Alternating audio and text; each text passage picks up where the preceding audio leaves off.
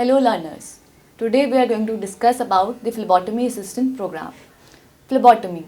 Phleb means vein and otomy means to make an incision. So how do you define phlebotomy? Phlebotomy is the process of drawing blood through circulatory system through a small puncture for various investigations. Who is a phlebotomist?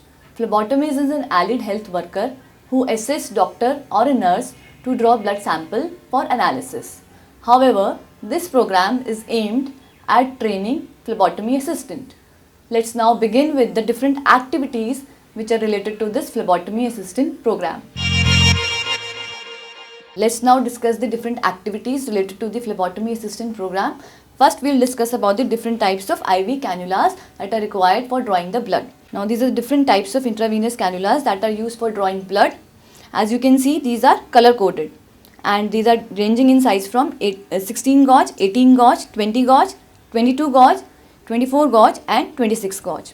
Gauge means the bore of the needle. So, the highest, the more the gauge, the lesser is the diameter of the needle. So, as we can understand by this, that these two needles, they have the least bore of the needle. So these two cannulas, they are mainly used for the pediatric patients. However, these cannulas, they are used for the adult patients and in those patients which require more of blood samples. However, these color coding, they are not permanent and they vary according to different companies. So I hope we have understood about the different types of intravenous cannulas, and now let's discuss about the different needles and syringes which are required in the next step of drawing blood. Now we are going to discuss about the different types of needles and syringes required for collection of blood. Now these are the different types of needles and syringes which are required in the open system of collection of blood sample. And this we have 2 ml, 5 ml and 10 ml syringe.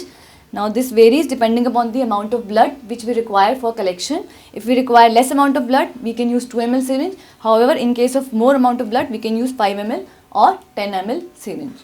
Now this was about the open system of collection of blood. We have another system of collecting blood which is the closed system. There is this vacutainer hub and a needle which is used for collecting blood.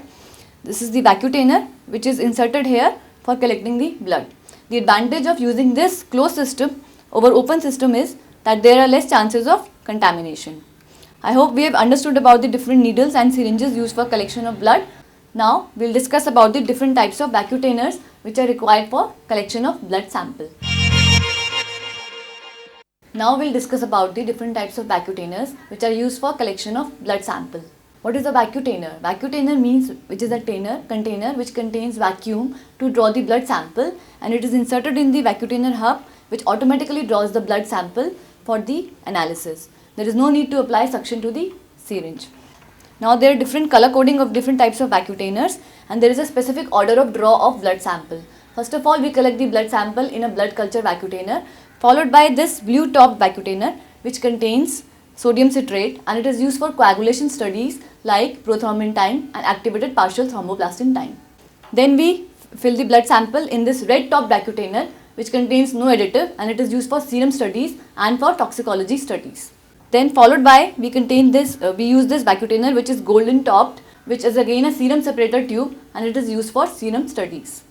Next we come to this purple topped or lavender topped EDTA vacutainer. It contains EDTA which is an anticoagulant, and it is used for complete blood count. Then again this is a grey topped vacutainer, and it contains sodium fluoride, and it is used for blood glucose estimation. And lastly we use this black topped vacutainer which is used for ESR studies. After we have collected the blood sample in these vacutainers, make sure to gently invert this tube vacutainer at least 4 to 6 times so as to ensure the mixing of the blood sample with the additive inside. So this is the order of blood that we use for collecting the blood sample, and these are the vacutainers that are required for collection of blood sample. Now we will move on to the actual process of taking a blood sample. Now we are going to demonstrate the process of venipuncture. Before proceeding for venipuncture, wash your hands and wear a pair of gloves.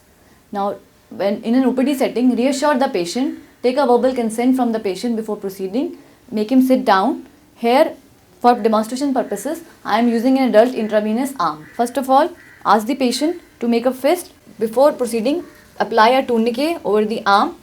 Expose the arm for venipuncture. You need to identify the venipuncture site before proceeding for venipuncture. There is a basilic vein running on the medial aspect, and there is a cephalic vein which is running on the lateral aspect of the arm. Connecting them is a medial cubital vein, which is the preferred site for venipuncture, and this is most commonly used for venipuncture. And you use a sterile swab to clean the venipuncture site in a clockwise or in a circular motion. Let it dry for 5 seconds. Now insert the needle gently at a 30 degree of less into the vein. Once you have entered the vein, there is blood in the hub of the needle, and then draw the blood to the required volume.